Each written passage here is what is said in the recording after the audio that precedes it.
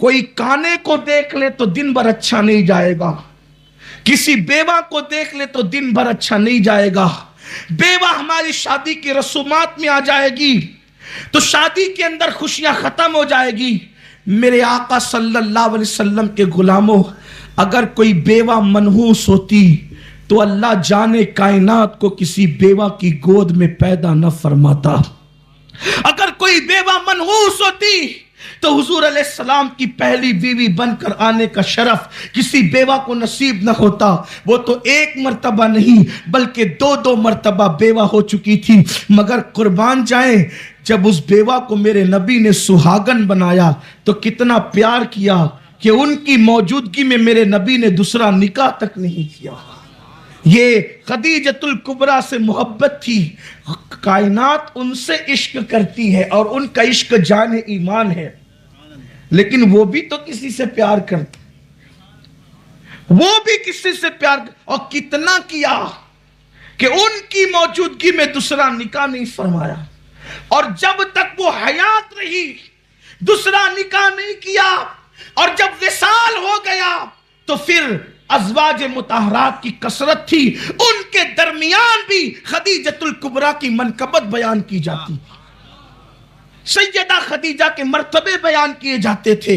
تو میرے پیارے آقا علیہ السلام کے دیوانوں، رسومات میں، شادی کی رسومات میں اگر مائیں اور بہنیں موجود ہیں، بیواؤں کے آنے سے خوشیاں ختم نہیں ہوتی بلکہ خوشیاں بڑھ جایا کرتی ہیں۔ اور بات یاد رکھنا، تہمات سے نکلو۔ میرے آقا علیہ الصلوۃ والتسلیم فرماتے ہیں، حدیث پاک کا مفہوم ہے، جو تقدیر پر یقین نہ رکھے وہ میری امت کا فرعون ہے۔ فرعون یعنی جو تقدیر میں لکھا ہے ہونا اتنا ہی ہے، نہ اس سے کم نہ اس سے زیادہ۔ تدبیر کی جا سکتی ہے، لیکن یہ کہ بیوہ آ گئی تو خوشیاں چلی گئی، یتیم آیا تو خوشیاں چلی گئی، بلی نے رستہ کاٹ دیا تو کام بگڑ گیا۔ بدشگونی لینے والے کو میرے نبی نے فرمایا کہ وہ ہم میں سے نہیں ہے۔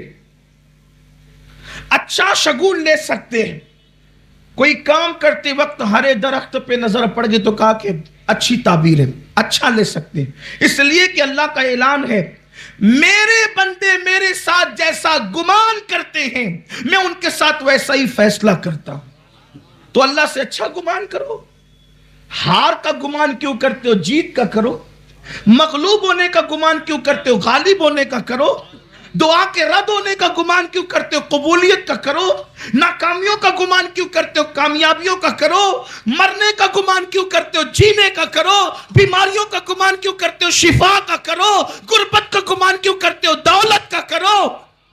اچھا گمان کرو، قدرت کے فیصلے اس کے مطابق ہوتے ہیں۔ مجھے ایک واقعہ یاد آیا کہ کچھ لوگوں تہمات پرستی میں اتنے ڈوبے اب تک نہیں نکلتے، اس سے عقیدہ توحید پہ ضرب پڑتی ہے۔ لا یضر مع اسمہ شیء فی الارض ولا فی السماء، کوئی زمین اور آسمان کے اندر ایسی چیز نہیں ہے جو اللہ کے نام کے ساتھ نقصان دے سکے۔ نفع اور ضرر کا مالک صرف اللہ ہے، فائدہ اس کی مرضی سے، نقصان اس کی مرضی سے۔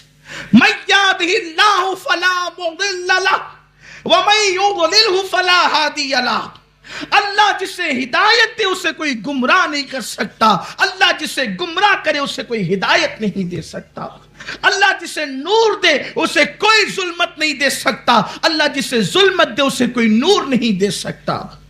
کہیں نہ کہیں امت توحید کے معاملے میں کمزور ہوئی ہے، عقیدے کے معاملے میں کمزور ہوئی ہے، تب کہیں جا کر یہ دن دیکھنے پڑے، ورنہ مسلمانوں کا حال یہ تھا کہ اللہ اکبر جدھر رخ کرتے ادھر کے حالات بدل جاتے تھے، جس گلی میں قدم رکھتے بہاریں اتر آتی تھی۔ ایک مرتبہ کا واقعہ ہے، وقت کا ایک بادشاہ اور تاجدار جو تہمات پرستی میں مبتلا تھا، اس کے دل میں خیال آیا کہ چلو شکار کرتے ہیں۔ شکار کرنے کے لیے اپنے گھر سے نکلا فوج پھاٹے کے ساتھ، بہت تہمات پرستی میں مبتلا تھا، اس کا نظریہ تھا کہ کوئی کالا دکھے گا تو دن اچھا نہیں جائے گا، کوئی بھینگا دکھے گا تو دن اچھا نہیں جائے گا، کوئی کانا دکھے گا تو دن اچھا نہیں جائے گا۔ اتفاق سے بیچارے ایک کانے کی شامت آ گئی، یہ فوج پھاٹے کے ساتھ بادشاہ جا رہا تھا، سامنے دیکھا تو کانا، بولے کہ آج تو دن سارا کے سارا خراب گیا، جا رہے ہیں شکار کے لیے، یہ کانا کیسے سامنے آ گیا؟ کہ اس بدبخت کو، بس اس بدقسمت کو پکڑو اور اس کو اندر جیل میں ڈال دو، شام کو فیصلہ کریں گے کرنا کیا ہے۔ حالانکہ اس نے تو یہ کہا تھا اس کو قتل ہی کر دو، لیکن کسی اچھے نیک دل وزیر نے کہا تھا صبح صبح قتل کیوں کرتے ہو کسی کو، قید کر دو، دن اچھا گیا تو ٹھیک ہے ورنہ قتل کر دینا۔ ایسے ہی ہوا، قید کر دیا بیچارے کو اٹھا کر۔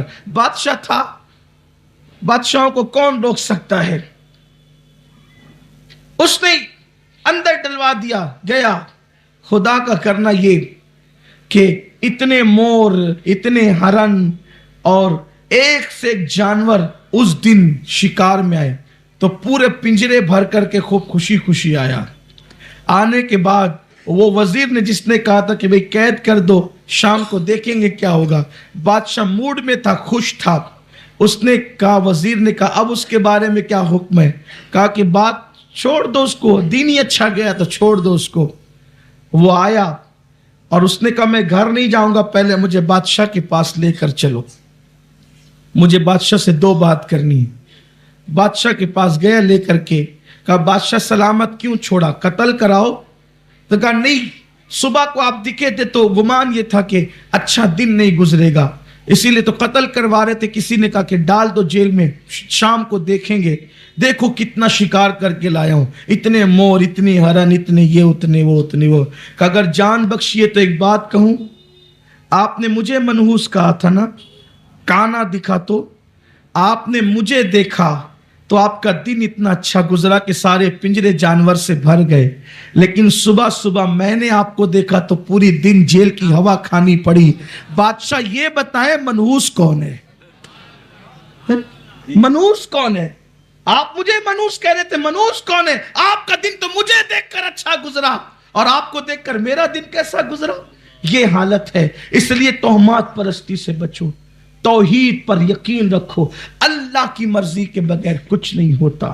روزی کا مالک اللہ، ہدایت دینے والا اللہ، رزق دینے والا اللہ۔ ہاں لیکن اب یہ بات آپ کو بتاؤں، اگر وہ کسی کو وسیلہ بنا لے یا بنا دے تو اس کی مرضی ہے، اس لیے کہ جب وہ وسیلہ بنانا چاہتا ہے، جب وہ وسیلہ بنانا چاہتا ہے تو پھر درخت کو وسیلہ بنا کر موسیٰ سے کلام کرتا ہے، انی انا اللہ۔ تو جب وہ درخت کو وسیلہ بنا سکتا ہے، اور قرآن کہہ رہے سورہ طٰ اٹھا کر پڑھیں، سورہ طٰ اٹھا کر کے پڑھیں، اللہ نے موسیٰ کو کلام کرتے وقت وسیلہ درخت کو بنایا، تو جب وہ خدا ہو کر ایک درخت کو وسیلہ بنا سکتا ہے تو ہم بندے ہو کر کیا غوث و خواجہ کو وسیلہ نہیں بنا سکتے؟